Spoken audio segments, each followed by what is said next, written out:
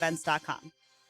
Transmission troubles? I'm Robin Sidbury, owner of Action Transmission Specialist on Merrill Road. So come in and see how we can help solve your transmission troubles. We service all makes and models. Remember, get traction. Call Action at 744-0755. 1010XL, presented by Farah and Farah, exclusive injury law firm of the Jacksonville Jaguars. Focused, fueled, fearless, Farah. Here's another call on the 1010XL hotline, driven by Key Buick GMC, home of the lifetime powertrain warranty. Back here on 1010XL and 92.5 FM in the city of Jacksonville. We are glad you are with us. The NFL season came to an end last Sunday with the Seattle Seahawks winning the Super Bowl championship, the Vince Lombardi Trophy. Now all eyes turn to the offseason, which is going to get underway pretty quick here with the scouting combine 2 weeks away and free agency now less than 1 month away. Let's talk about all of it with a former Jacksonville Jaguar, Pro Bowl offensive tackle. You hear him every day on XL Primetime. My buddy Leon Searcy, who's been so gracious with his time all season with us here on Hacker After Dark. Leon, how you doing, man? Good, bro. Hey, Leon, we certainly appreciate you joining us all year. I want to take a look at the Jaguar offseason with you. But before we get there, just a final thought on the Super Bowl on Sunday. Boy, a dominating effort by Seattle, a team that does not even make the playoffs a year ago, goes from that to being a world champion. Yeah, it was a dominating performance by their defense, especially. I mean, anytime you can disrupt the offense like they did in that game, man, you got to tip your hat to them. I mean, they got after Drake May. He looked like a second-year quarterback. I mean, it was a lot of confusion up front amongst the offensive line and their protections and their running backs and who to take, who not to take. And he held on the ball too long. He didn't have any confidence in what he was seeing out there, and it had a lot to do with the disruption of the Seattle Seahawks defense. So he got exposed a little bit. You know, if you ask me, the Patriots probably had the easiest road to the Super Bowl with the Chargers really not putting up any points. C.J. Stroud, you know, he had about 5 to 6 turnovers in that game, and they were able to outlast the Texans. And then if you go into Denver and you got a backup quarterback, it was an easy role for them, but I mean, that's not their fault. You know, it just happened to bounce the ball. You just happened to bounce their way, and they took advantage of it. But clearly they got exposed when they got into the Super Bowl against the Seahawks. You know, Leon, one of the big stories that came out of that was Will Campbell, the left tackle for New England, the rookie, a top 5 pick. Look, a good player, but obviously it was not good for him Super Bowl Sunday. I mean, it was a bad performance. You made the Pro Bowl as an offensive tackle in the National Football League. What would your advice to that young man be moving forward? Probably first and foremost to get away. You know, essentially with social media, people has too much access to you, and then it was very daunting on social media on how it's just a tactic. You got to remember the kid's still a rookie. I feel for him. I mean, he had a terrible game. He gave up two sacks and gave up about 12 pressures. He's just got to reconfigure what kind of offensive lineman he'd like to be, because whatever he's doing is not good enough. And I used to always tell myself in the offseason, don't let you be the problem.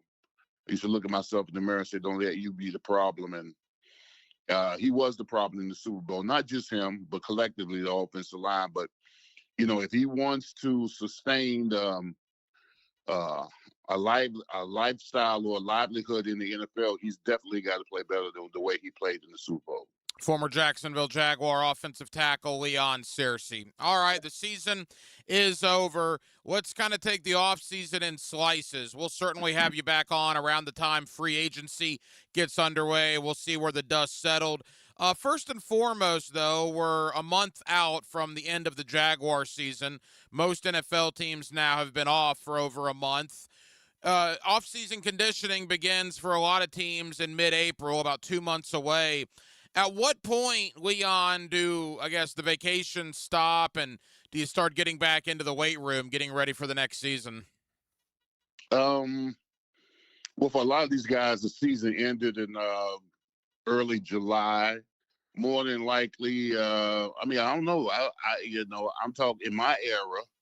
I took at least a month and a half off before I got back into, working out and training and get myself mentally and physically prepared for, OTAs, mini camps, stuff. But a lot of these athletes now, they train year round. They maybe take a week off or 2 weeks off and then they're right back at it. So I wouldn't be surprised that a lot of these players just, take a week off and get back in it. Now, I'm not talking about doing anything strenuous, but, maybe jogging, maybe jumping rope, maybe bike riding, maybe hiking, all that kind of stuff, recreational kind of stuff that keeps their body in tuned, keeps their body in shape, swimming, that kind of stuff, recreational basketball. I don't think anybody's going to really get intense with their workout until they get a little closer to when they have to report to off-season workout programs. Yeah, hard to believe the NFL regular season already ended about 6 weeks ago. First order of business this offseason is the scouting combine. It comes up in less than 2 weeks up in Indianapolis. I remember going with you to the Senior Bowl, and you were taken aback at that point, 10 years ago about the process now compared to when you did it in the early 90s. The combine obviously is the biggest interview that hundreds of these draft-eligible players will ever have. It should be quite the scene up in Indianapolis in less than 2 weeks. Yeah, this will be a lot of players' first introduction into the NFL because a lot of the scouts are going to be there. A lot of the coaches, assistant coaches, GMs, maybe even the presidents.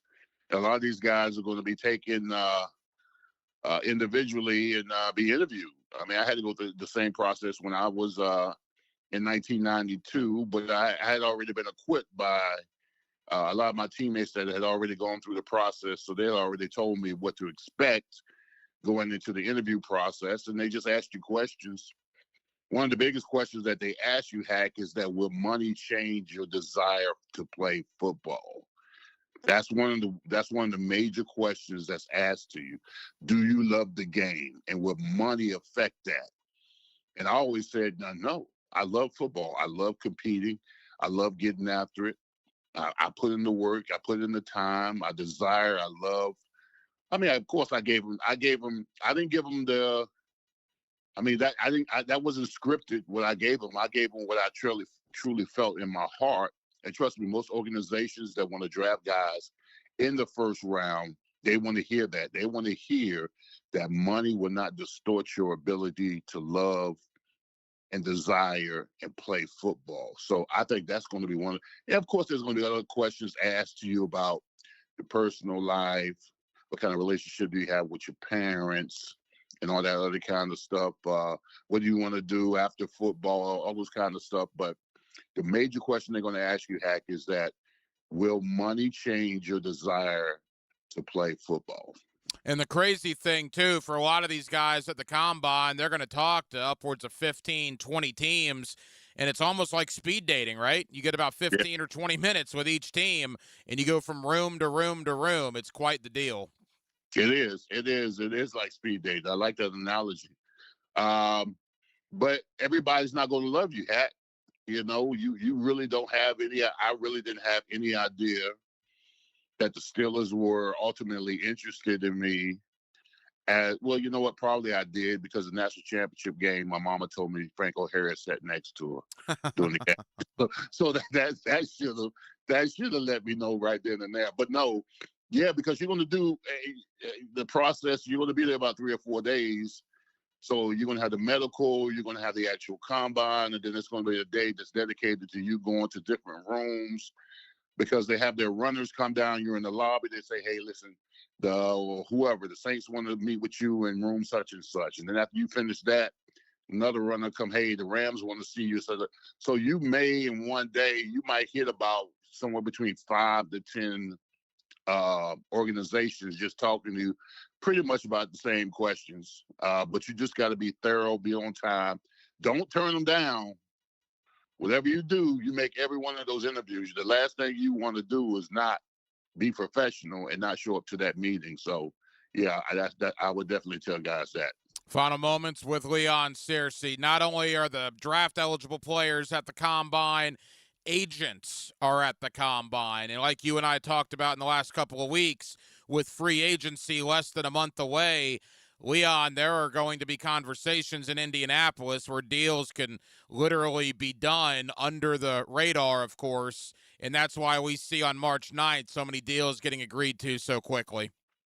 Yeah, because the mass majority of the guys who have guys at the Combine, more than likely they're going to have guys who are free agents. And then they're going to have that opportunity to meet with the organizations and the general managers and the presidents about striking the deal. There might be some negotiation going on while they're at the Combine.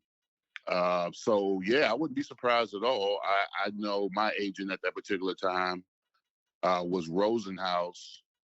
So not only was he at the Combine with me, trying to figure out what team was going to draft me, he also had guys in the league that he was trying to strike deals with. So yeah, he had to coordinate himself between on my numbers at the Combine and then the numbers that he was trying to get from other organizations for his other players.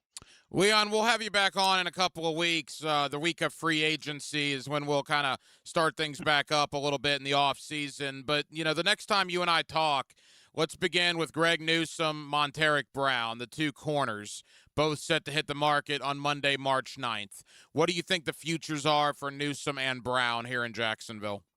I think Newsome is going to be gone, and I think there's going to be an offer made to Montaric Brown, because you can't.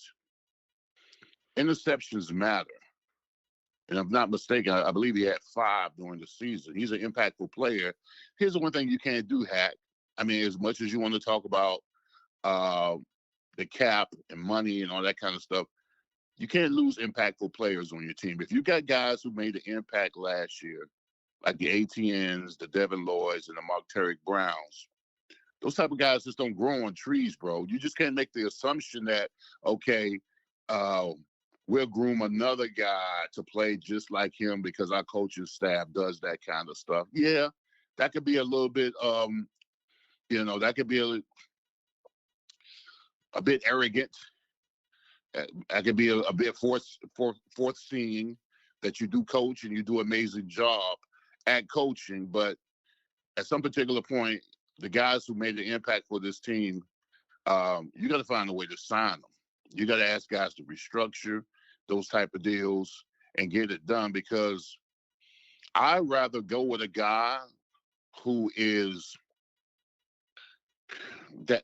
I'd rather go with a guy that's proven, who's a proven commodity, than a science project, someone you hope that can play as good as they play. Because I know this for a fact that Devin Lloyd, Brown, and ATN were impactful players for this team last year. So based on that line of thinking, is it your hope and your opinion that Devin Lloyd and Travis Etienne somehow, some way will be back in Jacksonville in 2026? I think you find a way to get it done, bro. I think you do. Because if you let Devin Lloyd go, okay, what are you going to do with Aluakon? Okay, so if Devin Lloyd and Aluakon, you're trying to tell me that you're saying that Vontrell Miller and Kaiser are your two linebackers. You have enough confidence in them to suit them up week 1 to get it done. I mean, they're amazing talents, but they're not proven commodities right now. We haven't seen them have enough success to say that they're the starting linebackers week 1. So I'll feel a lot more comfortable if we had one, either Aluakon or Devin Lloyd, somewhere in the mix in our defensive front, especially at the middle linebacker position, because the middle linebacker sets the table for everybody else to eat. Leon, we got 60 seconds. Those are the 4 big ones, right? Brown, Newsome, Lloyd, Etienne. There's another handful of veterans that are going to hit the market. If you could only have one back out of Wingard, Gardeck, Smoot, Tim Patrick, Austin Johnson. Which direction would you go? Who's the most valuable veteran to bring back? Well, listen, I would have to bring back the fan favorite. You're bringing back Dewey, huh? Dewey, why not? I mean, I think Dewey is not only a fan favorite, I think that he plays with a lot of passion. I think at times, in the secondary, he can be a liability, but he makes up for effort and toughness. And you need that kind of energy in your locker room, to be quite honest with you. So yeah, and then he can also be a special teams demon if you need him at that. And he's smart. I mean, as far as athletically, he makes up for being smart and being in the right place at the right time. So yeah, if you ask me what veteran that I would bring back, more than likely I would bring Dewey back. I think De'Ami Brown, Emmanuel Ogbah are obviously gone. Of all those veterans, the three I would hope to bring back are Dewey, Gardeck, and Tim Patrick. Austin Johnson, DeJuan Smoot, we'll see what happens. But I think Wingard, Gardeck, and Tim Patrick are the three that, if you ask me, I would hope they find a way to bring those guys back on veteran deals some way, somehow. Leon Searcy has been with us all year long here on Hacker After Dark, and we certainly appreciate you for that. Leon, we'll take a couple of weeks off, brother. We'll still listen to you on XL Prime Time, but we'll dial your phone again right around free agency, and we'll see what's ultimately going on with the Jacksonville Jaguars about a month from now. Thank you, my friend. All right, bro. Sounds good. Live streaming from the XL Digital Studios. Brightened by Harbor Dental Care, Jacksonville's first choice for dental emergencies. Mike Dempsey here for Big Number One Duval Ford. Did you know that Duval Ford offers a mobile service that comes to you at home or at work? Get oil changes, filters, battery replacement, recalls, and more with no extra fees. Same dealership quality delivered. Easy online scheduling with live technician tracking. Also available for fleets and commercial. On-site service at your convenience. Contactless payments and paperless invoicing. Serving Jacksonville and surrounding areas, Duval Ford. Schedule your next service at duvalford.com. Lauren Brooks here for Terminix.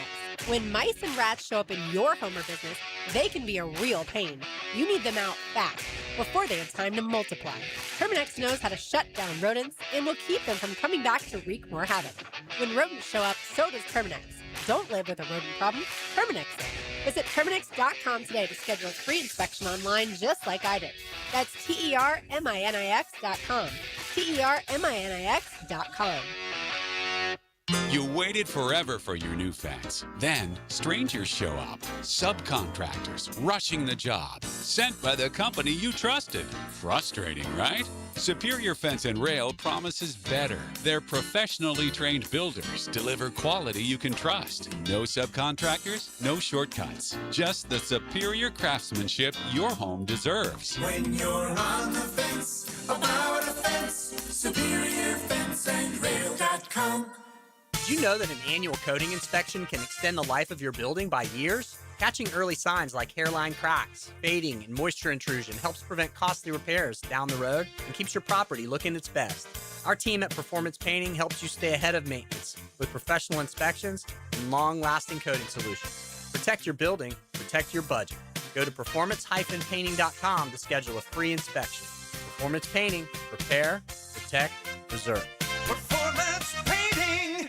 Let's talk about the sound no homeowner wants to hear. Drip, drip, drip. Still dripping. That's exactly why Duck Duck Rooter created the Love Your Pipes promotion. Plumbing problems don't scare us. Not with years of experience and honest upfront pricing on our side. Right now, you can get free plumbing assessment on all fixtures with any paid plumbing service. It's the smart move to fix the issue now before it becomes bigger. So when you're stuck, call the Duck, 904-862-6769, duckduckrooter.com.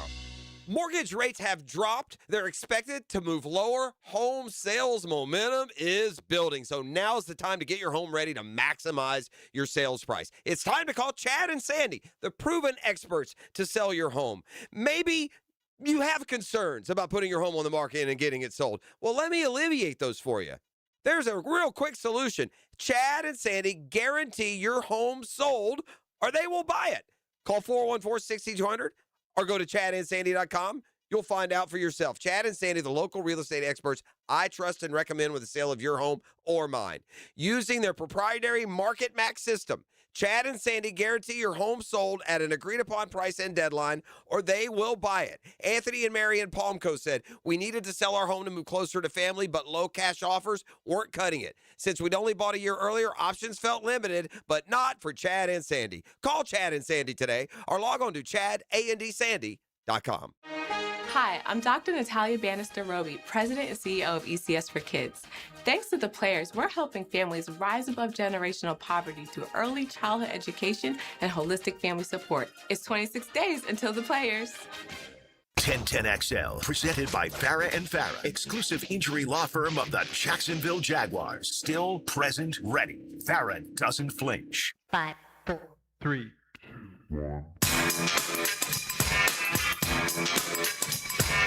This is Hacker After Dark on 1010XL. With you till 8 o'clock. Glad you're with us. Hacker After Dark, 1010XL, 92.5 FM. Thank you to my buddy Leon Searcy for joining us all season long here on Hacker After Dark. So I'm watching the Winter Olympics earlier today, and I got a crazy stat that I saw that there's no way, shape, or form would I have ever known this unless I saw it today, and I was, quite frankly, shocked by it, and I'll get to that in a moment. But I'm watching this stuff, and maybe and I'm probably answering my own question here, quite honestly. You know, I've lived in Florida my entire life. I'm 42 years old. The last 31 of those years I've lived in Jacksonville, so it's not like we're a cold climate, although it has been pretty chilly this winter. But I'm watching the Winter Olympics, and I'm just sitting here thinking, all right, so does somebody wake up one day and say, you know what, I'm going to start participating in luge, right? How does that conversation happen? Do you have to have a family member involved in it? Because, A, these people are, to me, they're nuts. I mean, I'm looking at these, folks going 25, 30, 35, 40 miles an hour on this sled down these ramps and turns and this, that, and the other, and their backs are they're not even watching where they're going for the most part. They're staring at the sky, and they're turning their bodies and contorting themselves through 15 and 16 turns on this course. I'm like, these people are out of their minds. But it had me watching. I was watching the relay today. I didn't even know you had luge relays, but apparently you do. First it was one guy, and then it was a girl, and then it was a doubles pairing, and you had 4 different components of the relay, much like you have in the Summer Olympics in swimming. You had this in the luge, and I'm just like, this is insane. And then I'm watching some cat yesterday. Was he from Norway or Austria? Well, one of those. And my man is literally in a full-blown sprint on skis. Now, they're skiing downhill, but at certain parts of the course, they're having to run uphill. My man is running in skis uphill in the snow. I'm not sure how you enjoy that or what the enjoyment is in that. I mean, you could score a game-winning touchdown, hit a three-pointer to put your team in the lead, have a game-winning RBI, or you could put on skis and go in a full-blown sprint up a snowy mountain. I don't know, why you would do that, but, I mean, they're Olympians, and they're winning medals because of it, and I'm sure making a great livelihood. But some of these sports are just crazy, like speed skating today. Now, granted, you're talking to somebody here that is one of the most uncoordinated individuals in Jacksonville, possibly one of the most uncoordinated people in all of Florida. I mean, it's been well known. Aaron, I don't even know if you know this or not. If we go deep into my roots here on the radio, deep into my roots, I've never ridden a bicycle in my life. Seriously? I've never ridden a bike, ever. As in, ever. People, out of fear? No, not really. My brother was 9 years older than me, So by the time I was 6 or 7, I did it again. 6, 7. It's what happens when you have a kindergartner, man. Boy, heck. By the time I was 6 or 7, Jason, my brother, was 15 or 16. So he would like drive me places because he wanted to drive. I just never found myself on a bike. My parents offered to get me one. I just never took it up. Wow. And then you turn like 18 and you realize pretty quick that 18-year-olds probably shouldn't be out here trying to learn how to ride a bike. And then one day you magically wake up and you're 42 and you still have never been on a bicycle. So again, I'm one of the most uncoordinated people going. But I see these people on these skis and the speed skating. It's unbelievable how fast they're going on ice. Look, I understand the Winter Olympics is not everybody's cup of tea, but once every 4 years, I'll give it a watch for 2 weeks, and I find myself watching more and more of it because I am just taken aback at, A, why you would want to do some of these sports, but B, the athleticism and the stamina to do some of these sports. I'll tell you this, I'm not running full-blown sprint and skis up a snowy mountain. That's never going to happen. I don't know if I physically could do that. And I lost 100 pounds on a Waken 180 weight loss, and I still don't know if I could physically do that. Absolutely wild. Let me give you the stat I was talking about, and we got to go quick here. So the United States started playing men's hockey today, their preliminary round. No, I won't give away the results because I know some of you probably haven't watched it yet. I'm sure it's going to air tonight, but the game was played earlier this afternoon. I was floored by this. Do you realize the last time the United States hockey team won a gold medal in the Olympics? Keep in mind, it's 2026. The last time they won a gold medal in the Olympics was the Miracle on Ice, 1980. It's the last time they won a gold medal. It's a long time ago. 46 years. For the life of me, I've always thought of the Miracle on Ice as just that, a miracle. You beat Russia, although a USSR, I guess they were at the time. Although a lot of people tend to forget that was a semifinal game. The United States still had to beat, I believe, Finland to win the gold, which they ultimately did in 1980 in the movie Miracle with Kurt Russell. And we celebrate, the Al Michaels call. And it's one of the biggest sports moments of all time. But I was floored when I found out today that that's the last time USA Hockey won a gold medal. 46 years. Hopefully that changes in the next week and a half. But yeah, I was shocked when I saw that. So there's your Winter Olympics update. I'll do maybe another one tomorrow for a couple of minutes. Again, I get it. Not everybody's going to watch speed skating or the luge, right? Maybe I'm weird, but I found myself really enjoying speed skating and the luge and that guy sprinting full blast in skis up a snowy mountain. That was engaging to me.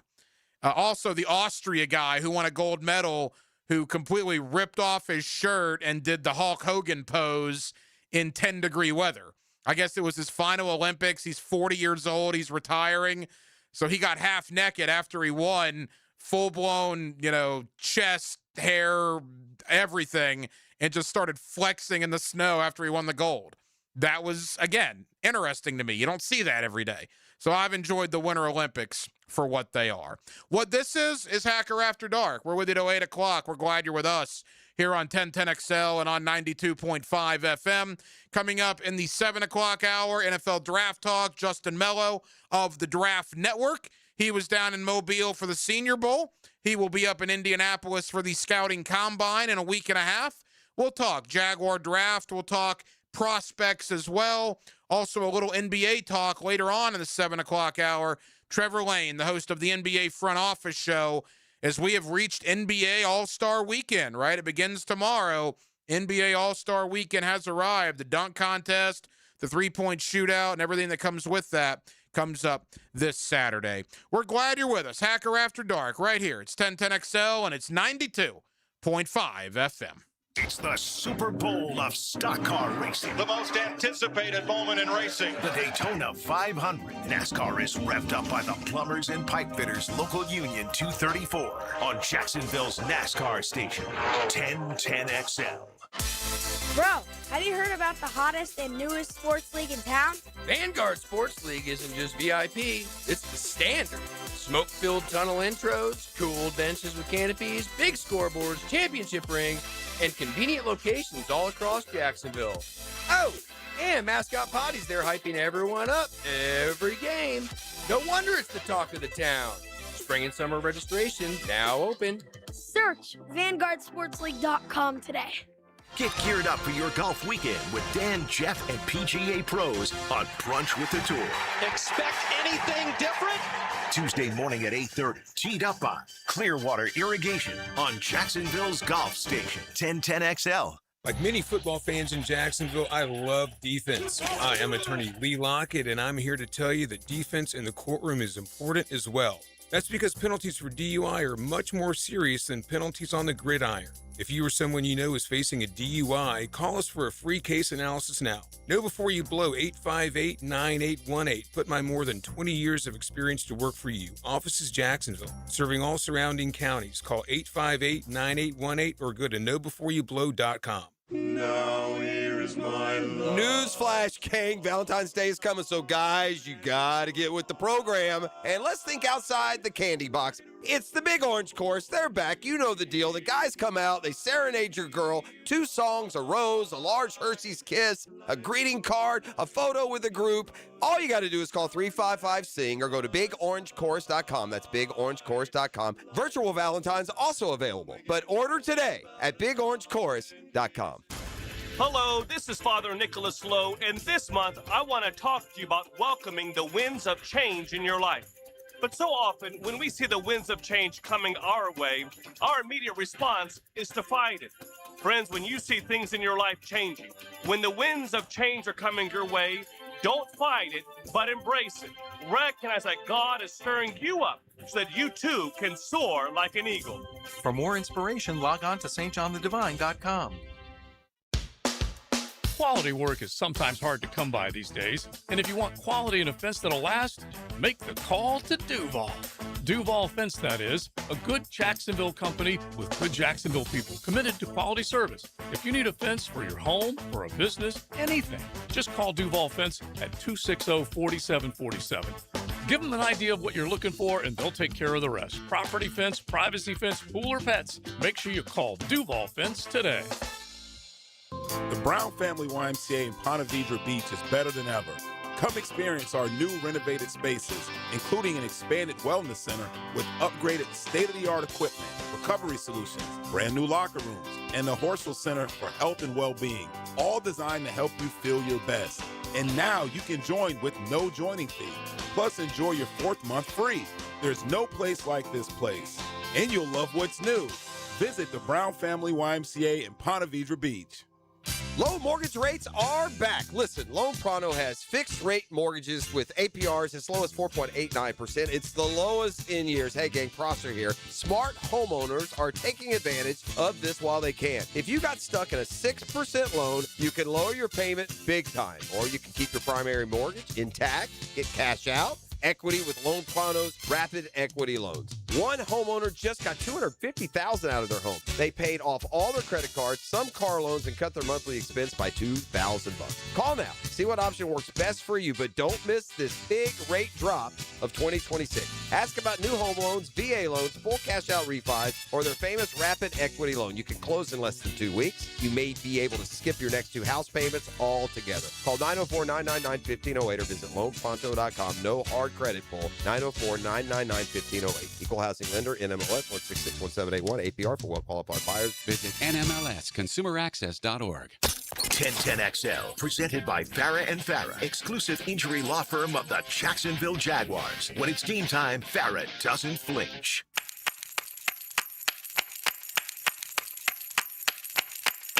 Hacker After Dark on 1010XL.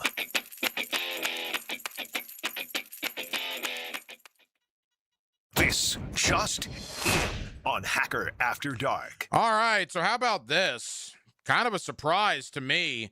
Literally within the last 2 to 3 minutes, this comes down the wire.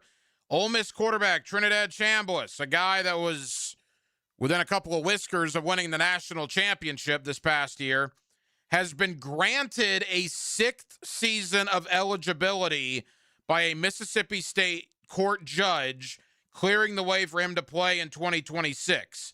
The NCAA can still appeal this. Wow. Now, again, these are, and we talked about this with Brent Beard earlier in the week, these are just one of a handful of court cases. I know Diego Pavia is still messing around with some of that stuff. Aguilar at Tennessee is still messing around with some of that stuff. You know, it's been newsworthy, the Charles Bediako stuff, if we shift gears to college basketball, because he was granted a restraining order by an Alabama judge against the NCAA, which allowed him to play 5 games at Alabama. Now, you come to find out that Alabama judge is a donor to the University of Alabama. He thus had to recuse himself from that case. Another judge heard it, sided with the NCAA, thus Bediako is no longer eligible. Now, there's a big difference between the Charles Bediako stuff in basketball and the Trinidad Chambliss stuff and these other ones in football. Trinidad Chambliss has never signed a professional contract. Charles Bediako did. Charles Bediako stayed in the NBA draft. You know how there's a drop-dead date where if you're going to stay in the draft, then you're going to be in the draft. There's time for you to get out, but if that date comes and goes, then you're in the draft. And Bediako chose to remain in the draft when he knew the date that he had to return to school. He chose not to. He does not get drafted, but what he does do is sign a professional contract with the G League affiliate, I believe, of the San Antonio Spurs. And once you sign a professional contract, I got no more sympathy for you. I side with the NCAA on that. If you get that contract in front of you and you sign it, then that's on you, man. You can't come back to play college athletics anymore after you sign a pro deal.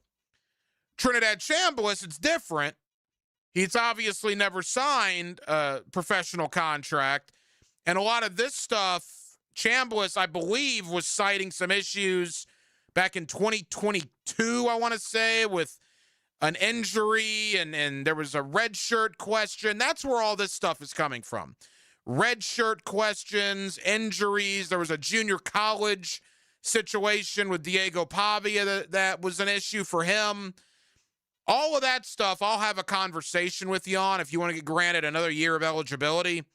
The Bediako stuff, to me, is dead in the water because he signed a pro deal with an NBA affiliate in the G League.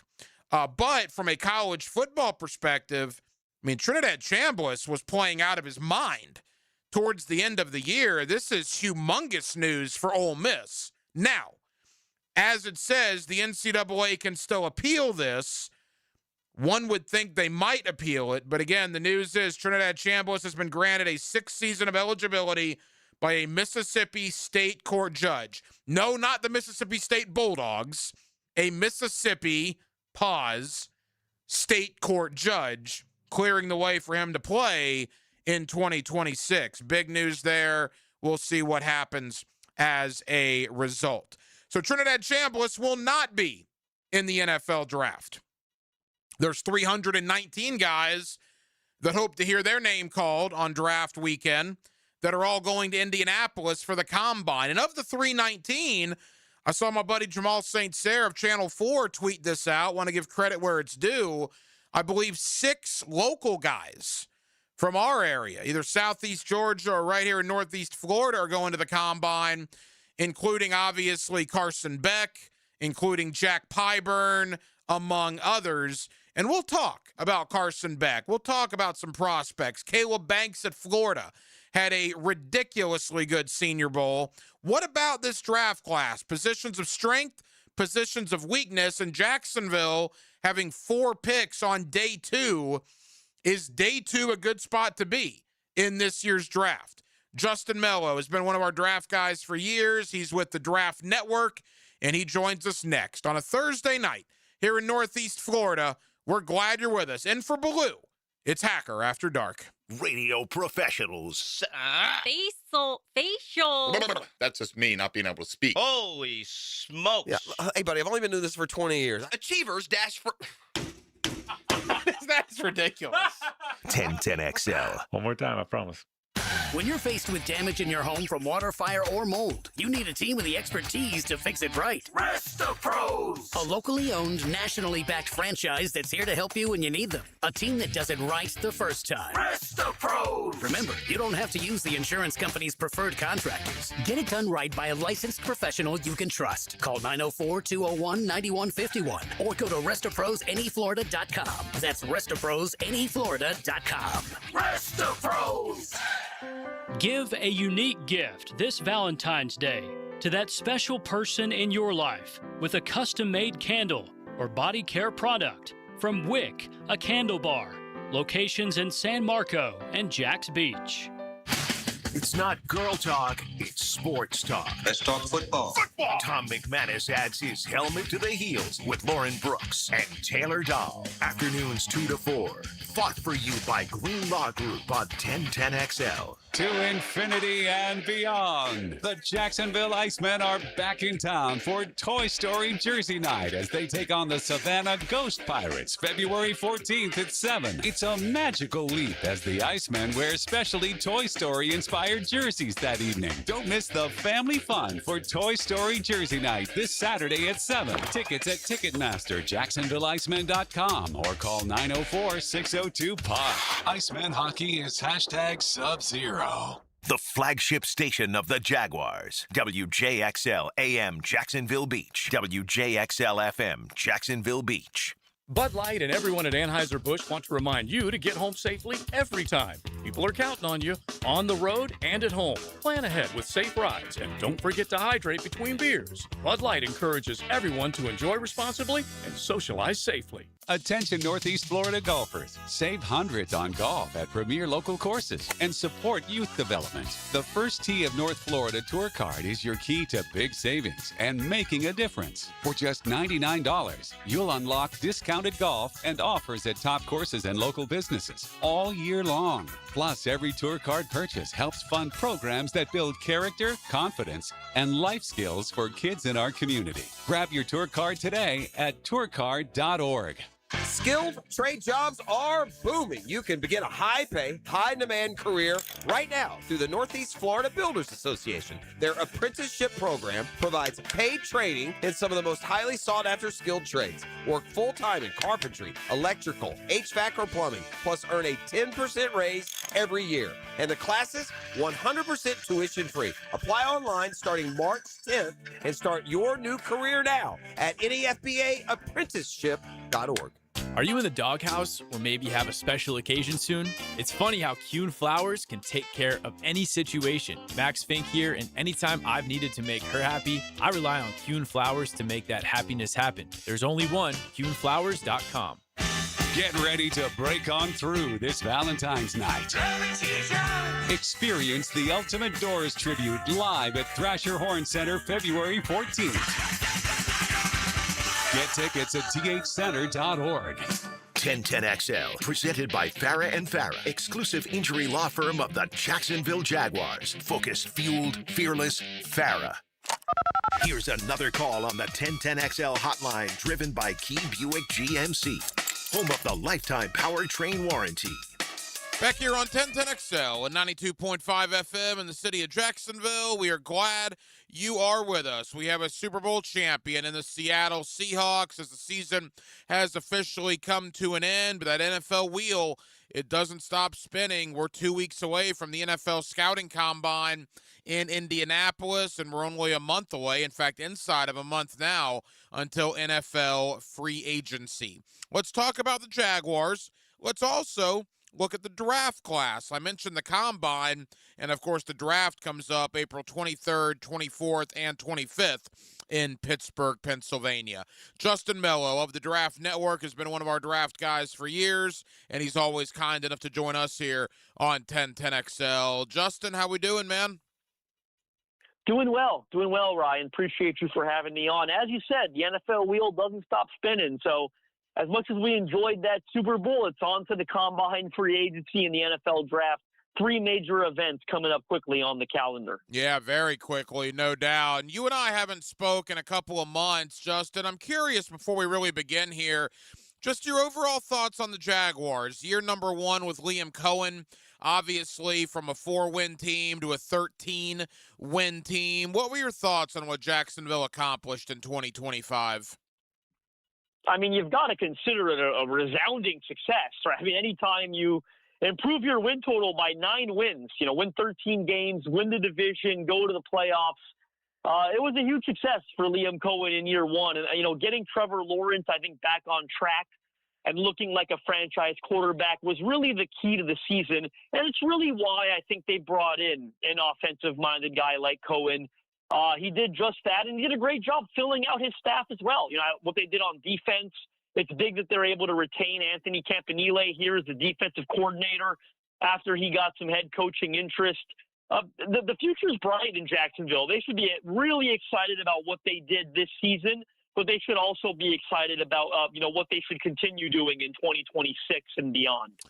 Clearly, there's a lot of questions as far as the Jaguar roster. Let's begin with Travis Hunter. Now, we only saw 7 games out of Travis Hunter, but with the idea that both Greg Newsome and Monteric Brown are free agents, and you also look at the wide receiver room with Parker Washington, BTJ, and Jacoby Myers all under contract. Justin, I mean, if it were you, man, would you make Travis Hunter a primary defensive back in 2026? I would. I'll be honest with you. Yes, I would. I think that midseason trade for Jacoby Myers worked out so beautifully. The expectation is he'll be back next year. Brian Thomas Jr., Parker Washington, as you said, they've got a ton of high-end wideouts under contract for the foreseeable future.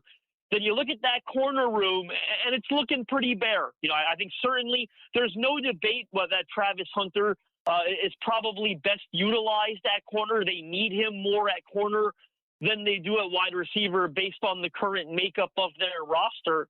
And then him only playing 7 games, going down with the season-ending injury, I still think it's fair to question, if his frame is capable of handling that two-way workload. You're asking a lot of a guy to play at both wide receiver and corner.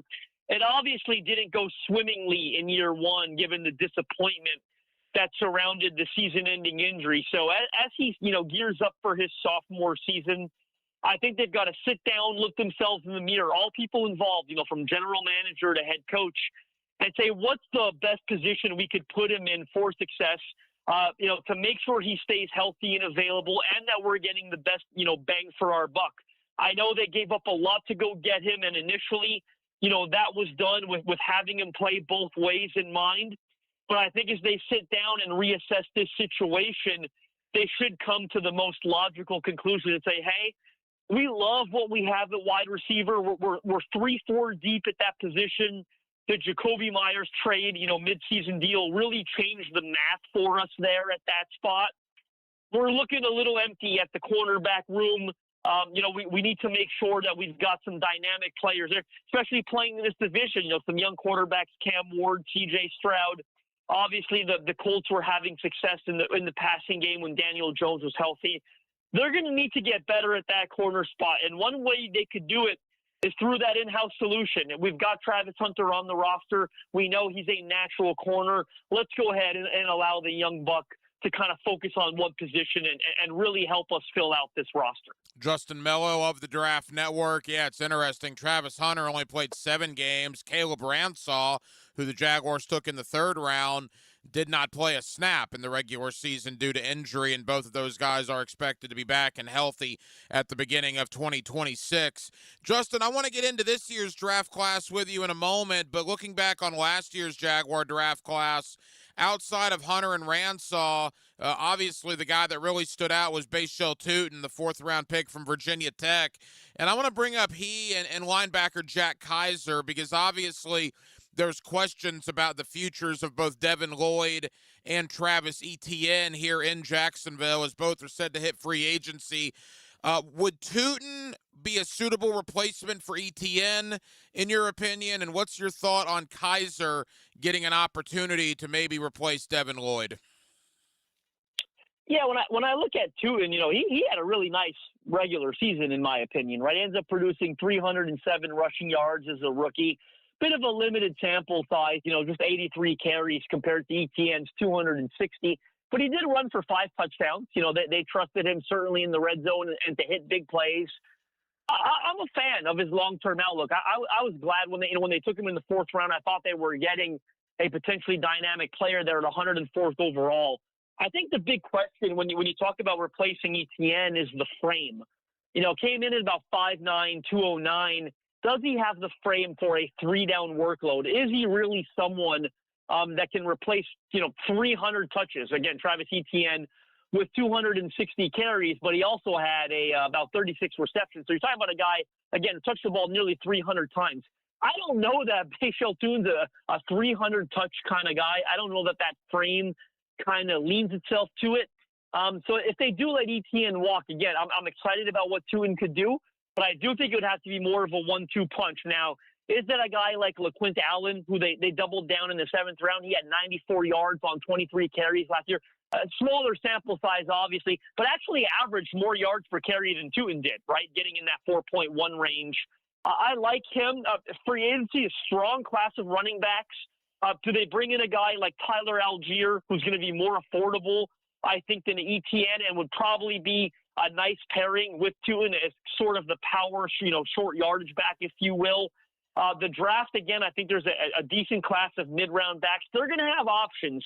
Now, I really like, to summarize what Tune did, but, I'd be hesitant to say, he's ready to replace a guy who touched the ball 296 times for the Jags this past season. And when you talk about Devin Lloyd, the other free agent, the thought is Ventrell Miller, potentially Jack Kaiser might get the first look if Devin Lloyd does leave in free agency. What would your thoughts be there?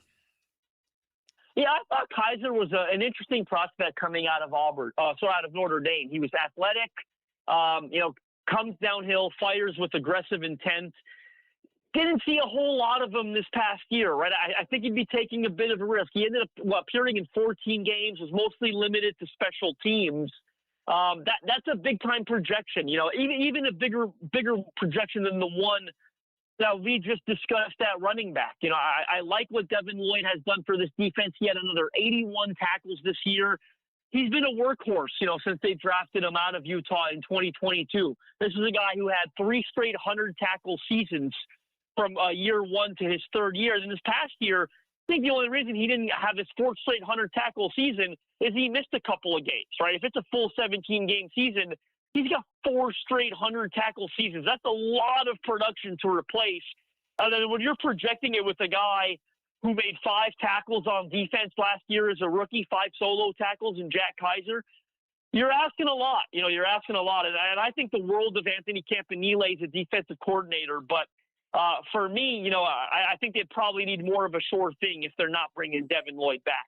Couple of more for Justin Mello of the Draft Network. All right, let's get to this year's draft class. Obviously, Jacksonville does not have a first-round pick because of the Travis Hunter trade, Justin. But what they do have are 4 picks in the top 100.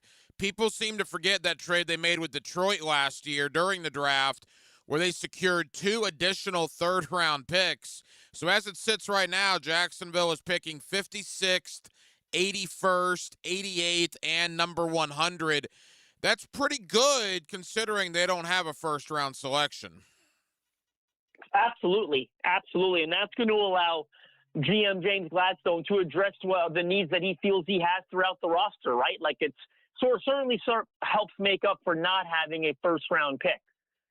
You look at some of the needs. I think we talked a lot about cornerback. I think that's a position that they'll want to address in the middle rounds.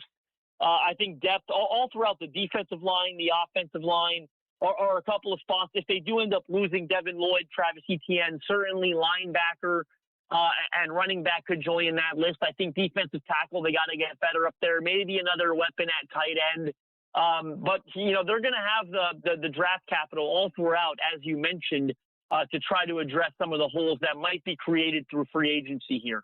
Justin, how would you assess this draft class as a whole? Maybe best position. Also, what would you say is the weakest position coming into this class?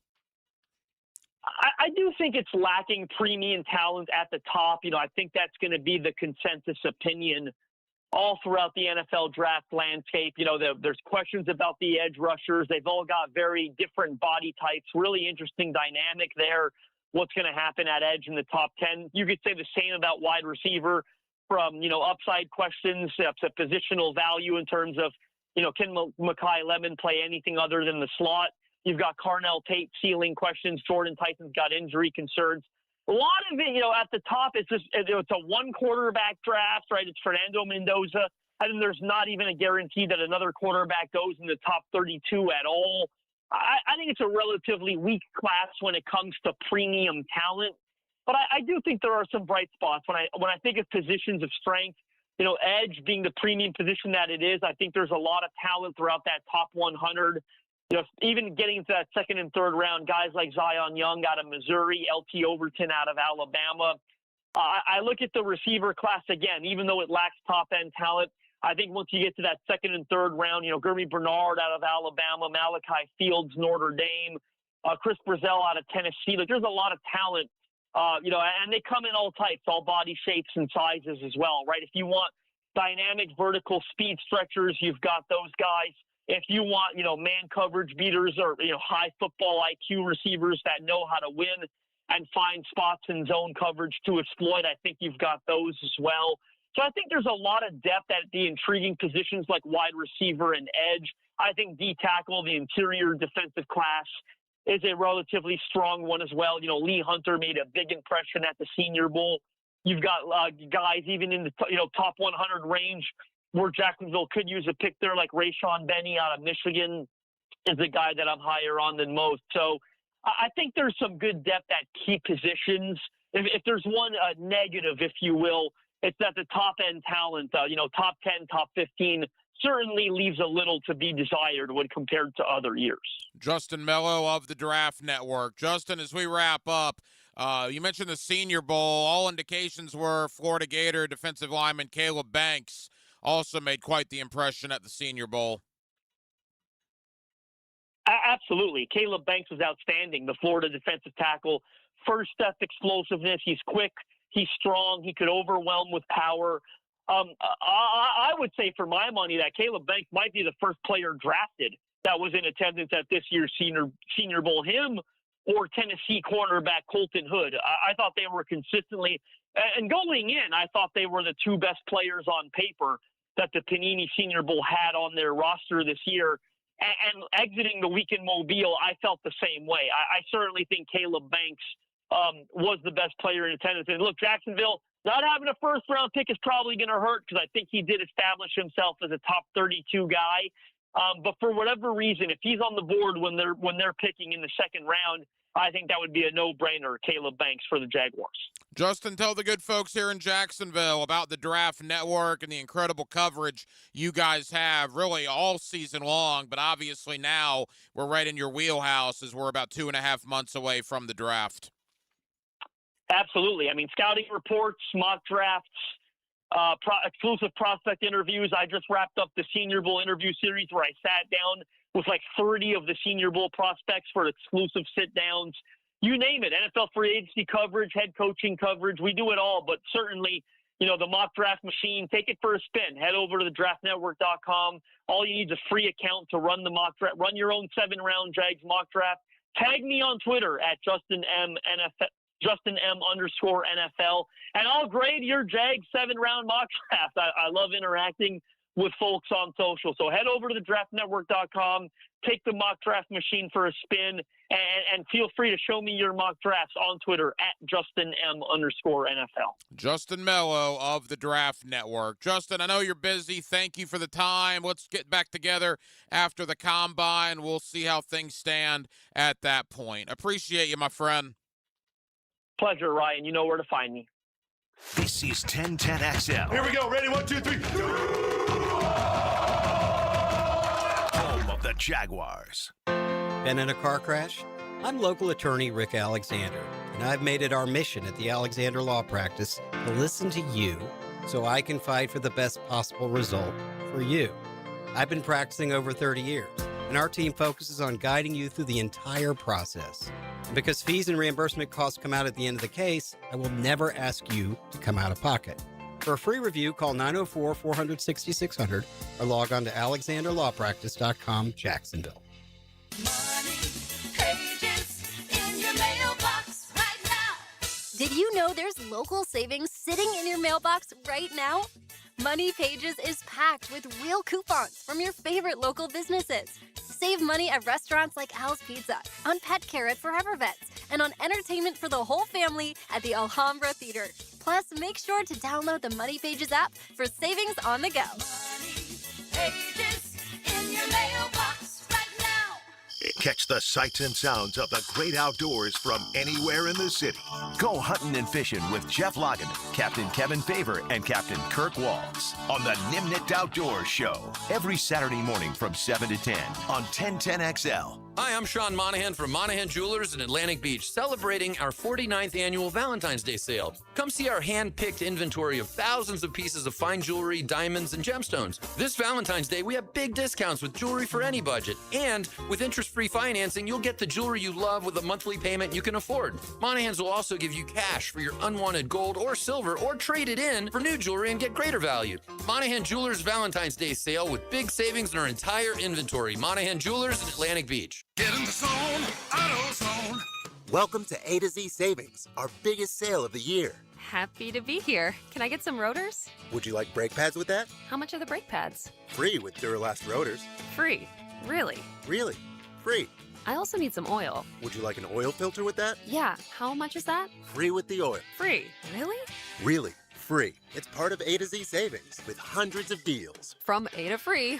Get in the zone, AutoZone. Ends March 9th. Restrictions apply. Valentine's Day is sweet, but let's be honest, your septic tank wants attention too. Because when it gets ignored, it doesn't sulk, it causes problems, big ones. That's why Duck Duck Rooter, the only master septic contractor in Northeast Florida, is rolling out the Show Your Septic Some Love promotion. Right now, get $50 off septic tank pumping when you book by February 28th. Give your septic a little love now so it doesn't make a big scene later. When you're stuck, call the Duck, 904-862-6769, duckduckrooter.com. Checkmate. I'm Brendan Cecilia, founder of Checkmate Coatings. And I'm Chester, company mascot at your service. There are two important steps to installing the perfect garage floor. The two-stage coating application, sure, but nothing is more important than preparing the floor. Our team uses diamond grinding machines to grind your floors to a smooth, level finish. Only then can we... Hold on! You grind garage floors with perfectly lovely diamonds? No, Chester. We grind floors to perfection using the very best ugly diamonds. Too ugly for jewelry, but perfect for the grinding pads we use to prep the surface. Perfect preparation and application. Now that's a perfect marriage. Ugly diamonds? Check. Perfect preparation? Check. Smooth, gorgeous gleaming floors that really catch your eye? Checkmate! Transforming your floors, making them great. Checkmate. Visit checkmatecoatings.com. This is the kind of sandwich you don't rush. French dip at Firehouse Subs. Premium roast beef loaded with caramelized onions, melted provolone cheese, and topped with Italian seasoning. Stacked on a toasted garlic bread roll with hot au jus for dipping. For a limited time at Firehouse Subs. This is the home of the Florida Gators. Get your Gators hoops on 1010XL. Brought to you by the personal injury attorneys of Farah and Farah, Randy Marion Cadillac of Jacksonville, and Renewal by Anderson, custom windows and doors. 1010XL, presented by Farah and Farah, exclusive injury law firm of the Jacksonville Jaguars. Still, present, ready. Farah doesn't flinch.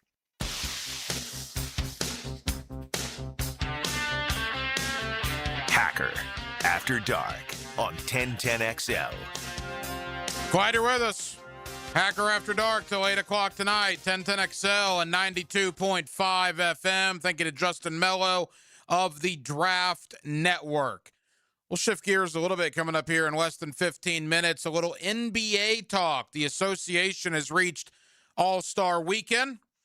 Boy, Orlando, that was a terrible way to go into All-Star Weekend. Just a lethargic, bad performance last night, losing to a down Milwaukee team. The Magic 28-25 on the year as they head into All-Star Weekend. Biggest surprise in the league, probably Boston, right? Without Jason Tatum, the Boston Celtics are still unbelievably good. Keep in mind, Porzingis is gone. Drew Holiday is gone. Tatum hasn't played all year. They might get him back before the playoffs, coming off that Achilles injury. They got to be probably the biggest surprise of the year. Probably the best team, still Oklahoma City, the defending world champions. But we'll talk a lot about it, what's happened in the first part of the year, what to expect heading into the postseason. Trevor Lane is the host of the NBA Front Office Show. He joins us here on Hacker After Dark in about 10 minutes or so. Speaking of basketball, last night up in Athens, boy, what a dominating effort by the Florida Gators. You know, I mentioned this at the top of the show tonight. When you lose 3 guys to the NBA and 1 guy to the transfer portal, when your 4 best guards from the national championship team are gone, of course, Denzel Aberdeen to Kentucky, and then obviously Walter Clayton, Will Richard, and Elijah Martin to the NBA, and you bring in Boogie Flan, and you bring in Xavier Lee, and well, you hope for the best, right? But clearly, I mean, anybody that at the beginning of the year, in November or December, or even early portion of January, anybody that told you, yeah, they realistically thought Florida was a national championship contender, we weren't watching the same game. Because Florida was playing hard, but, you know, they just didn't have the athletes to win these games at the end. The shots wouldn't fall. They were 5-4. Then they won a couple of games against cupcake competition in the non-conference. They got to 9-5, 0-1 in the conference, losing their first conference game to Missouri. And at that point, I'm thinking, all right, if they get out of opening weekend, if they can make it to the Sweet 16, well, the season will be an overwhelming success. But then the last 10 games have happened, and they've won 9 out of 10. Including absolutely destroying their last 4 opponents: South Carolina, Alabama, Texas A&M, and Georgia. I don't think they've won any of those games by fewer than 20 points. They are not just beating people, they are obliterating people.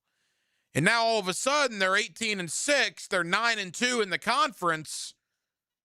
Now, in the middle portion of February, as opposed to November or December, now when you say, well, maybe they can repeat, now I don't think it's crazy. Would I pick them to win the national championship right now? No. Talk to me in a couple of weeks. Because I'll tell you this, they're ranked 14th in America. There's not 13 teams in America that are playing better than the Florida Gators right now. And they have a fascinating game coming up on Saturday, 3 o'clock.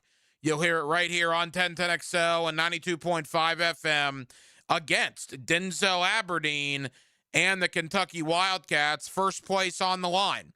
Gators 9-2 in the conference, Kentucky 8-3. The winner of that game will have possession of first place here in the middle portion of February in the Southeastern Conference. That's the college hardwood. Let's talk a little NBA hardwood. Trevor Lane is the host of the NBA Front Office Show. Let's recap the first half of the year. What's gone wrong in Orlando? Let's look ahead to the second half of the year. What happens after All-Star Weekend? Trevor Lane joins me next right here on Hacker After Dark. Your home for Gators Hoops is 1010XL. The Gators bring their hot streak to the O'Connell Center for a Valentine's Day special against the Wildcats. Number 14, Florida, and 25th ranked Kentucky. Saturday at 2:30 on 92.5 FM. Baloo here for Smunez Vision. Why Smunez Vision? Well, I've been with Dr. Neil Smunez now since I got back to Jacksonville in 2006. 37 years of experience he has. Smunez Vision is a family organization that focuses on personal high-quality medical and surgical eye care. Dr. Catherine Smunez is fellowship-trained in cornea and cataract surgery and all refractive surgery. Combined, that's 30 years plus in laser eye surgery. Visit SmunezVision.com today. Here you can see. Gators in the morning, Florida for lunch, a late night Gator snack. Whenever you're ready, the Gator Podcast channel is too. Set up by Southeast Orthopedic Specialists on the video and social channels of 1010XL. Hey, Jacksonville, DDH. Dreamfinders Danny Hicken here with the scoop from Dreamfinders Homes, your National Builder of the Year. We've got first-year interest rates as low as 2.99% in homes in 20-plus communities throughout Northeast Florida. If you're house hunting, make sure your first pick Dreamfinders Homes, the proud official home builder of the PGA Tour, the Florida Gators, and your Jacksonville Jaguars. Visit dfhsalesevent.com today and tell them Dreamfinders Danny sent you. When it comes to glass, you don't want average. You want flawless. Duval Glass and Mirror has transformed homes and businesses across Jacksonville for over 35 years. Frameless showers that wow. Mirrors cut exactly to your style. Fogged or broken glass replaced. Decorative tabletops. Windows replaced or repaired to stand up to Florida storms. All backed by a 100% guarantee. Visit DuvalGlass.com for your free quote. There's only one name for glass and mirror around these parts. It's Duval! Instant Keys is turning 25. A quarter century of saving the day when your keys mysteriously vanish. Seriously, it was just in my pocket. Or when that remote fob decides to quit working. The dealership is such a hassle. For 25 years, Instant Keys has been the go-to locksmith service for car keys, house keys, transponders, re-keys, and even high-tech smart locks. You don't have to go to the dealer. Instant Keys comes to you for honest, professional locksmith service. Use Instant Keys. We're certainly facing interesting economic times. For me, it's comforting to know my money's in good hands with ITP Partners. Jacksonville guys taking care of my Jacksonville money. Experience? Yeah, that's Chris Bryan, Jeff Hartman, Reagan Wright, Dan Abel, Scott Regner, Janice Cobb, and Reed Wingate. They have the expertise and knowledge to take care of your money. For more info, go to itppartners.com. ITP Partners, they're my financial partners for life. Non-compensated client testimonial may not be representative of all client experiences. No guarantee of future performance or success. Golf for a great cause. It's the UNF4 Scholarship Golf Classic, Friday, March 27th at Queens Harbor. Support the Swoop Impact Fund with a sponsorship or foursome. Contact jc.wegner@unf.edu. Bueller. Stay cooler with Bueller. I'm starting to realize being a homeowner isn't all upside, Jason. I mean, it does give you a place to live. Yeah, but now suddenly I need to know the names of all the people I need to look after my house. Like who? Like if my air conditioner breaks in the middle of the heat wave, I need to know who I call to fix it. That's me. You know me. But what if my water heater dies or my toilet backs up? That would also be me. Bueller Air and Plumbing. Okay, fine, but what about my duct cleaning and my water filtration and my sewer drain? Where am I going to find all those guys if something goes wrong? I'm just a guy with a house and a dream and... This pair of sunglasses. Whoa. Bueller Air and Plumbing is the only name you need to know. Our club members even get 2 free visits a year, so you know we're there when you need us. Well, that's cool. Stay cooler with Bueller. Visit BuellerAir.com. San Jose Collision in Mandarin is proud to be an I-CAR Gold Class collision repair facility. That means they meet the industry's highest training standards. Experience the difference at San Jose Collision in Mandarin. Know when it's time to get hurt, lost wages, injuries that not only hurt but hinder our success. If you're in this position due to the negligence of another, you deserve to be paid. Hey, this is Tom McManus. Injuries suck, so check out Morgan & Morgan. They're the largest personal injury law firm in the country. 100 offices, over 1,000 lawyers, with enough firepower to handle any and all personal injury cases. And they make filing a claim easy, and they don't get paid unless you do. Morgan & Morgan, for the people. Visit forthepeople.com or hit Pound Law from your cell. Pound Law, that's all. Hey Jacksonville, this is Dr. George Bari, your local orthopedic surgeon.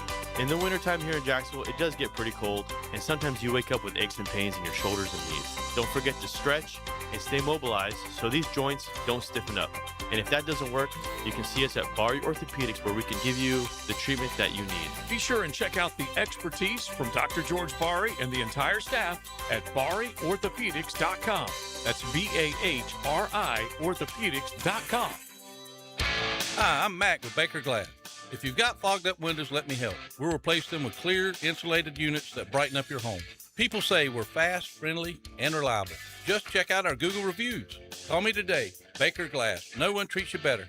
When it's game time, make feeding the crowd easy. Chicken Salad Chick serves fresh Southern-style chicken salad, flavorful sides, and crowd-favorite catering trays. Order ahead at chickcatering.com or visit one of 4 area locations today. Hi, it's Tara Lagaman. Jeff and I love Local Fair Jacks for fresh eggs, quality meat, produce. It's all from local farmers. There's no scary recalls, just food you can feel good about feeding your family. Learn more at localfairjacks.com. 1010XL, presented by Farah and Farah, exclusive injury law firm of the Jacksonville Jaguars. When it's game time, Farah doesn't flinch. Now, the Monahan's golden moment. Monahan Jewelers in Atlantic Beach, your local family jewelers. Back here on 1010XL and 92.5 FM in the city of Jacksonville, we are glad you are with us. Boy, believe it or not, we have basically reached NBA All-Star Weekend. Hard to believe we are here. The trade deadline is already in the rear view mirror. Most teams have played about the 50-game mark already, and it won't be long until playoff positioning is on the line. Let's talk Orlando Magic. Let's also look around the rest of the association through the first 3 months of the season. Trevor Lane is the host of the NBA Front Office Show, and he's always kind enough to join us here on 1010XL. Trevor, how we doing, man? Oh, doing well, doing well. We made it through the trade deadline. Now we get the All-Star break coming up, and this is where there's going to be a real standings watch here from here on out. So an exciting time of year around the NBA, and I can't wait to see how everything shakes out. First and foremost, back to the trade deadline a week ago. Maybe the biggest news was what did not happen. Giannis remains in Milwaukee. Ja Morant remains in Memphis. But, Trevor, is that just temporary? Would you say that both Giannis and Ja Morant will be on different teams at the beginning of next season? I think Ja Morant, yes. I think the Grizzlies have a clear desire to move on from him and turn the page. They already traded Jaren Jackson Jr. They traded Desmond Bane, obviously. The writing is on the wall of what the Grizz want to do. They just couldn't get the value that they wanted for Ja Morant at the trade deadline. But it's pretty obvious they want to move on to the next iteration of this team. So with that being the case, I would be very surprised if Ja Morant is a Memphis Grizzly to start next season. Giannis, who knows what Giannis wants and what's going to happen there. He's still trying to figure things out. In my opinion, Giannis essentially has to make a decision. He has to decide, do I want to have a chance to contend for a championship, or do I want to stay with the Milwaukee Bucks? You can't have both. The Bucks are not set up to contend. Their cap sheet is a mess. They're not going to be able to make the kind of moves they need to build a contending team. Now, maybe if they were to walk away with the second pick in the draft or something like that, they can't get the first pick because of the pick swap that they have. But if they were to walk away with the second pick, third pick, maybe that gives them an asset that they can use to do something with. But I think they've got to make a tough call here with Giannis this coming summer. And I don't know which way that's going to go. I wouldn't fault Giannis if he decides to just stay in Milwaukee. But the biggest concern for me, from the perspective of anyone that is not with the Milwaukee Bucks, is Giannis can't sign an extension with the Bucks until October. So that could lead to a very long summer. And if Giannis continues to do the same old, and not make his intentions truly clear, then we could end up with another offseason of waiting for Giannis to figure out what he wants. And we won't know for sure until October when the contract is put in front of him. And if he doesn't sign it, that would suggest the Bucks need to trade him. And if he does sign it, obviously he'd be staying. But we may not get resolution on that until October, which could lead to a long summer around the NBA if that's the path we're heading down. Trevor Lane of the NBA Front Office Show. Trevor, of the trades that were made, at least involving contenders, I guess James Harden to Cleveland, maybe Nikola Vucevic to Boston. Which one was the one to you of the contenders that stuck out the most? I love the Harden trade for the Cavs. I think he's a better player than Darius Garland right now. Of course, he's older. He's 10 years older than Garland, but he can stand up a bit better defensively, particularly when teams try to post him up. Garland, I'm not even 100% certain that Darius Garland is a positive value contract right now with the injury history that he's got. I understand why the Clippers did it. I don't think turning a James Harden, who they decided they didn't want to be the team to pay him on his next contract, turning him into a young, multi-time all-star guard and Garland, I don't think that's a bad situation for the Clippers. But I do think for this season for the Cavs, they got the better player, gives them the ability to make a run this year in the postseason. I know James Harden has had his history there, but They also got a lot of future flexibility. He's only got $13 million guaranteed for next season on the books. So if things don't work out at all here, you basically got off of Darius Garland's salary at minimal cost here because you get James Harden for the season. You could only pay $13 million next season, move on from Harden. He's off the books. You're no longer a second apron team, and off you go. Now, that's not the ideal scenario for the Cavs. Of course, you want them to work out great, and you come to terms on a new deal with them, and you move forward that way. But they've protected themselves and given themselves the option to choose financial flexibility. So I thought this was a home run trade. I thought the Cavs had a great trade deadline. I don't know what the Kings were thinking on the DeAndre Hunter trade that they made. I think the Cavs added some good pieces. And, the Harden trade, I loved it. I thought they crushed that trade for Cleveland. I'm excited to see what they're going to do here. Trevor, one of the trades that was made, and look, I don't want to break down the X's and O's of the Utah Jazz for our Jacksonville, Florida audience, but I'll say this, and it's a big, big topic, or it will become a big topic, I believe. Utah traded for Jaren Jackson Jr., and I'm an Orlando Magic fan, and the first game Jaren Jackson Jr. played for Utah was against Orlando. And between Lauri Markkanen and Jaren Jackson Jr. and Keontae George, Utah was giving Orlando a pretty good beating. They were up 9 at the end of the third quarter, and then they didn't play any of those three guys in the fourth quarter. And Orlando came back to win the game. Utah did that again earlier this week. Now, they held on to beat Miami, but again, their best players are not playing in the fourth quarter, and there's no injury issues, there's no foul concerns. They're trying to lose games on purpose in broad daylight. Is the NBA going to do anything about this? Yeah, it's something they're going to talk about this summer. In fact, Adam Silver may address it when he talks on Saturday at All-Star Weekend. But the challenge is, what do you do, right? I mean, do you start policing when teams play certain players? Like, that's a slippery slope. So the Jazz right now, I thought this was a fascinating trade deadline because the Jazz, the Wizards, and the Pacers all were some of the biggest buyers on the market, despite having no intentions of winning right now, and for good reason. So that was a huge. You normally do not see teams that are trying to rebuild, that are tanking, for lack of a better term, go and act as buyers on the market, and that's what we saw 3 clubs actually do. That said, they can't win games. That win last night that they had over Miami, that is going to hurt the Jazz tremendously. They cannot win games. If they do, they are at risk of losing their draft pick. This is not even about their pick sliding. Utah's pick is top 8 protected. Washington's pick is top 8 protected. If it falls outside that top 8, it is gone. And that would be disastrous for one of those clubs to lose their pick. The Pacers have effectively gambled their pick in the Ivica Zubac trade on the basically a coin flip when we look at the odds. So these teams simply can't afford to win games. So I understand why they're doing what they're doing from an NBA perspective. Should they change? Should they do something? I think some type of solution is probably going to need to be found. I've heard a lot of different ideas of what the NBA could try. Some of them fairly radical, but it's not a great look when you've got about a third of the league right now that is going to be actively doing whatever they can and probably going to absurd levels because so much is on the line to avoid winning games whenever possible. And I think this is just the beginning. Utah, Washington, Indiana, Brooklyn, these teams are going to go to extreme levels to do everything they can to avoid picking up wins. And it's probably not the way the NBA would like to see a third of their teams behaving. Trevor Lane of the NBA front office show. Yeah, I mean, for Utah to play Markkanen and Jaren Jackson for 3 quarters and to be winning all these games and then just yank him in the fourth to try to lose, it's crazy to watch. There's no doubt about that. All right, let's get to Orlando. You and I have talked a couple of times this year.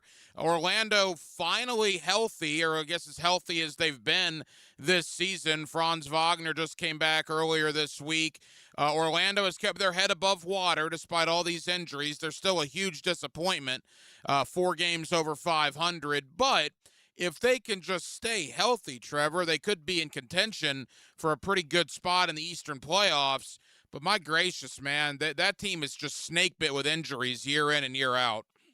Yeah, and you know what? It's become way too common this year. The Lakers have dealt with it. They've been absolutely decimated by injuries all year long. The Denver Nuggets, my God, that team can't get healthy. I mean, and it's calf strains, it's hamstring strains. The game is being played faster and faster and faster.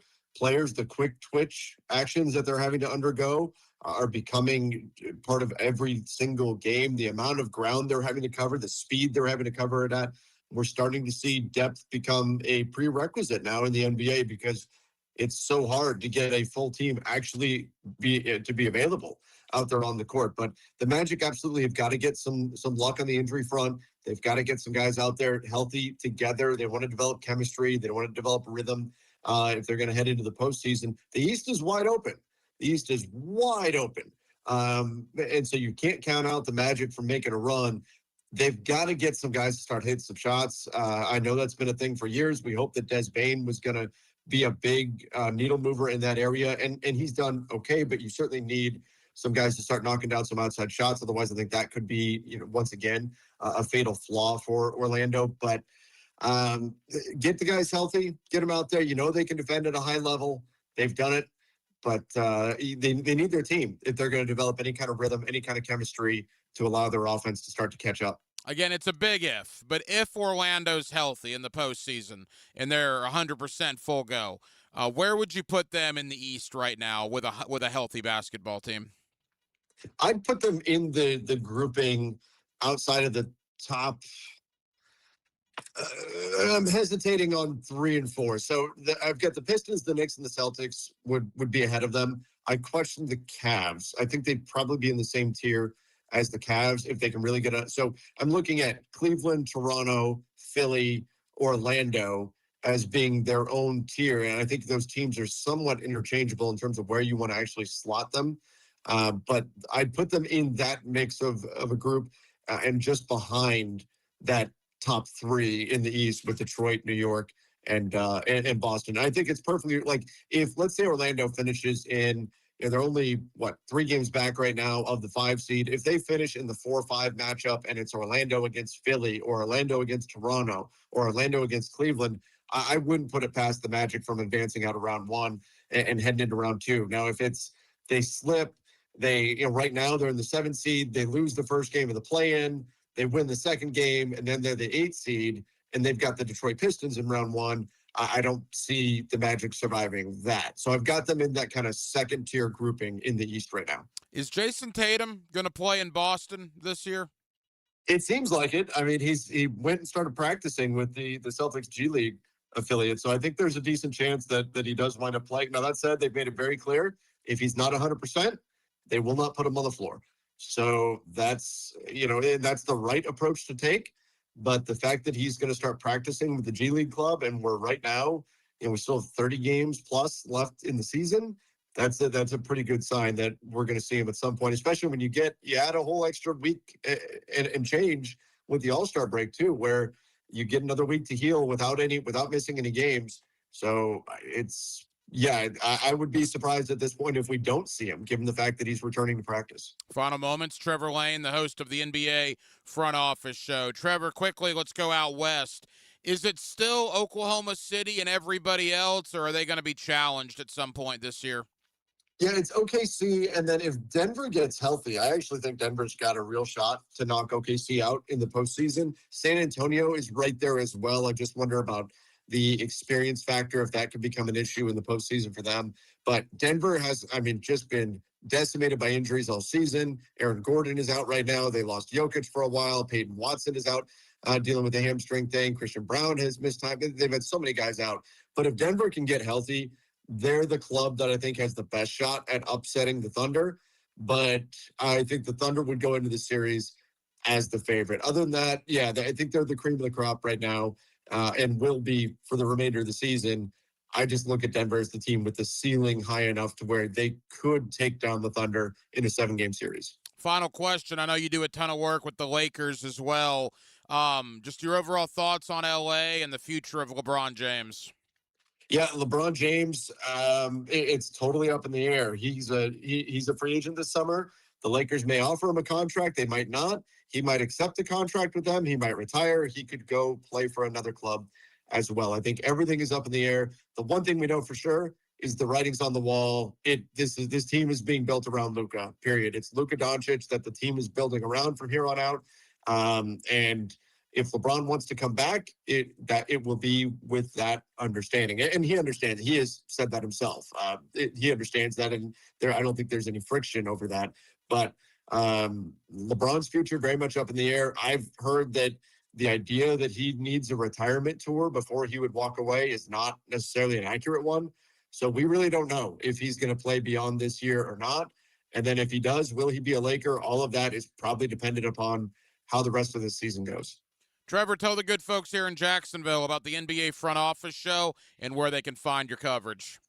Yeah, you can find the NBA front office show over on YouTube, over on podcast feeds as well. If you're interested in the Lakers, I do cover them for Lakers Nation, which you can find on YouTube and podcast feeds. And then I cover the entire NBA over on the Basketball Bulletin as well. So I'm bouncing around all over the place, talking a lot of basketball, but it's a good time, and I appreciate you having me on the show today. He's one of our favorites, Trevor Lane of the NBA front office show. Trevor, enjoy All-Star Weekend. We'll talk again soon, pal. Sounds great. Thank you. And thank you to Trevor Lane, host of the NBA front office show, for joining us tonight here on Hacker After Dark. As NBA All-Star Weekend is on the horizon. Saw a very active NBA trade deadline with players like James Harden, Anthony Davis, Nikola Vucevic, Trae Young, among others that were all traded. There is a thought in the NBA league circles that Ja Morant's time in Memphis is going to be coming to an end. Potentially even Giannis's time in Milwaukee is going to be coming to an end. As far as on the court, Orlando, man, one of the biggest disappointments in the league going into All-Star Weekend, 28-25 on the year. A bad loss last night to a bad injured Milwaukee team. Not certainly what people around these parts in Central Florida and Northeast Florida thought the Magic were going to be coming into the year. Maybe the biggest surprise is Boston, right? No Jason Tatum, yet they're still second in the East, which is a crazy good season for them. And there is thought Tatum could come back sooner rather than later, as he's still recovering from that Achilles injury in the playoffs last year. And as far as the West, I mean, it's Oklahoma City, right? The defending champions. We'll see if they're challenged. Denver potentially could challenge them. Maybe some other teams as well, but they're clearly the favorites out West as we enter All-Star Weekend. So we certainly spent some time on that. Spent some time on the NFL draft as well, the scouting combine. On field work in Indianapolis will start 2 weeks from today, as we are on the doorstep of the NFL scouting combine. Spent some time on the Florida Gator. Big victory last night over Georgia. Boy, the Gators are really, really good, man. 18-6, 9-2 in the SEC. They got a huge one on Saturday in Gainesville as they take on the Kentucky Wildcats. And we also spent some time on the Jaguars and the NFL offseason. Again, Combine 2 weeks away, and we are inside of a month now until NFL free agency. Well, that will just about do it, man. Again, very, very busy Thursday night edition of Hacker After Dark. We certainly appreciate you guys hanging out with us here on 1010XL and on 92.5 FM. And we have a ton of people to thank. Again, I want to thank Trevor Lane of the NBA front office show, certainly one of our NBA guys here on Hacker After Dark. Thank you to Justin Mello of the Draft Network covering the NFL draft. It's Justin's time of year, and we will certainly have him on periodically leading up to April's draft.